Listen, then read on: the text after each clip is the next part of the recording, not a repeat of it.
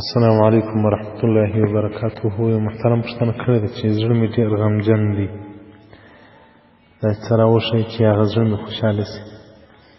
محترم، زړه چې تور شي غم کوي، زړه تورېږي په ګناهو باندې.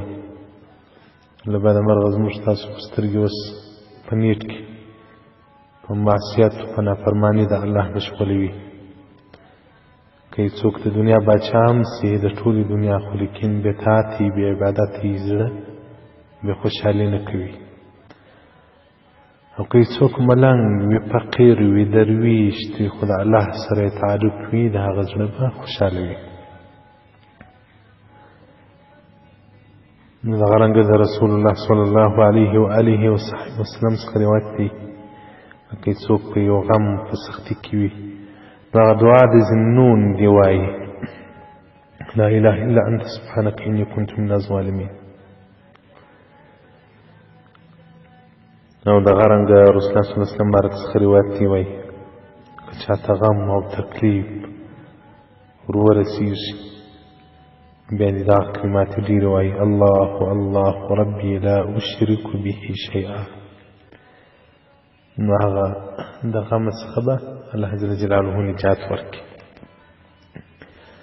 او دغه رنګه که سړی د سهار لمانځه څخه بعد 40 واره لا اله الا انت سبحانك اني كنت من الظالمين دا ووایي، تلاوت کړي، یا د هر لمانځه څخه 10 واره، زړه به یې نه حق خوشحاله وي. زړه به یې داسې خوشحاله وي چې ځان ته بهریان. واقعیت زه کله کله ډېر مې طبیعت سمي دا بعضې خپل همعصره ملګري او علما مې نظر کړي، ستا پر چیش باندې طبیعت سم دی. نو کوم زړه چې هغه د غفلت څخه راوځي، هغه بیا خوشحاله وي. کومه غمګیني چې وي، هغه د آخرت په امورو کې، د دنیا په امور باندې نه غمجنه کېږي. کنز العمال جلد 118 حدیث رقم 3419. والسلام علیکم ورحمة الله وبرکاته ومغفرته.